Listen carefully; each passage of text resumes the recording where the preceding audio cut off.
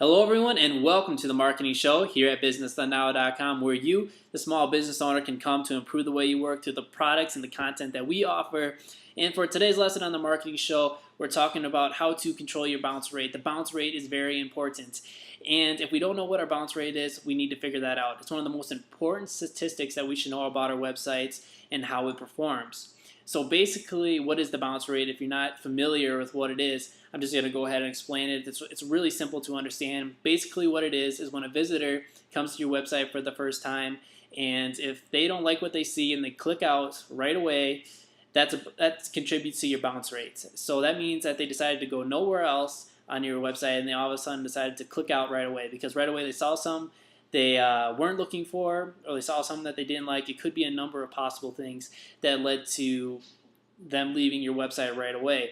So we're going to look at how to control that website, how to create some more retention for you on your website so you can keep those visitors that come to your website, because it's very important. So the first thing that I need to throw out there is how to measure this bounce rate. And what I think a good number is, and what I've heard is a good number, is 60%. So if you are above 60% for your bounce rate, then you really need to look at what else you can do to get that bounce rate down, because that means that there's too many people leaving your website before they really even get a chance to understand what it is. If you're under 60%, you're doing pretty well, but I don't think it hurts for you to go ahead and look at what else you can do. So if you're like right underneath 60%, this kind of goes for you to look and see what you can do better to help keep those visitors on your website. Okay, so the first thing that we need to do is we have to go to Google Analytics, and we have to get signed up for Google Analytics because this is where we're going to figure out what our bounce rate is. And there's a whole bunch of other things that you can get with Google Analytics besides the bounce rate. It can tell you page views, new visitors, a whole ton of stuff. So you're going to want to get it, and it's free. So what could be better than something for free? So definitely go ahead and get signed up for Google Analytics. Just go to the Google Analytics website and fill out the information. You're going to get some HTML code that you're going to want to go and paste in. So you can just copy it, and then you just want to go and paste that in the body of your website. And from there, you're going to be able to measure a ton of different information for your website. So definitely do that first. And once you have that, you can definitely see the bounce rate then. It'll be right there for you on the front page once you get the access to it. So with that, we can look at reevaluating a few things. And one thing that you're going to want to look at first is your homepage, because chances are this is where we're sending most of our traffic, is to our homepage. So something there at our homepage is not right. That's not keeping those customers there. And since we're sending most of our traffic there, this is where a lot of information is. So you have to ask yourself, is there a lot of unnecessary information that doesn't need to be there? So you might have to clean house a little bit and get rid of some stuff, because I know visitors, they don't like the clutter. If you can have a clean, simple website, I think that's what they look for the most, and have the important information there.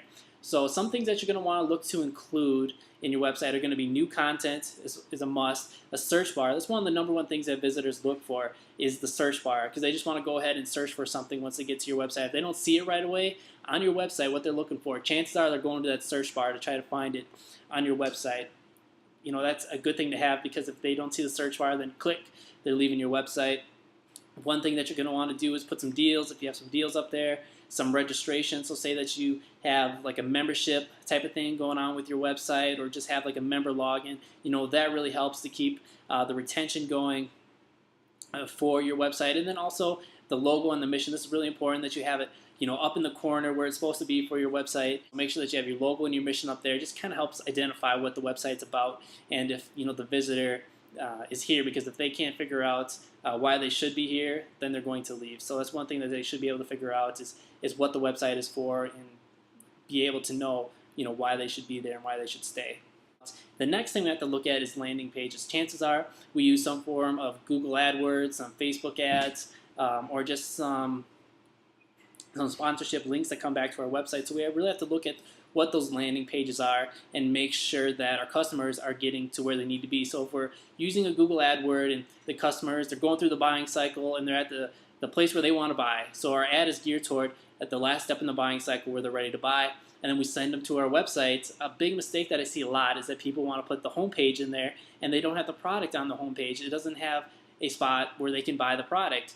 And they're not going to click around and find that. They're going to leave. They're going to click the back button to go back to Google to find another place to get that product. So we have to make sure that when we are using Google AdWords for those products, that the landing page for that ad goes directly to where they can buy the product. So look at your landing pages as well too with those links that you have out there. This could be leading to a high bounce rate. So those two things, your homepage and the landing pages, are probably what's contributing the most to your high bounce rate. All right, so now it's time for our question of the day. And my question to you is, how important do you think the bounce rate is? Do you watch it really closely? Let me know what you think. Hopefully you do, and hopefully you agree with me that this is the most important stat that you could have for your website is the bounce rate. So I'd love to hear what you think. Leave the comments below, and we will see you guys next time on The Marketing Show here at BusinessDoneNow.com.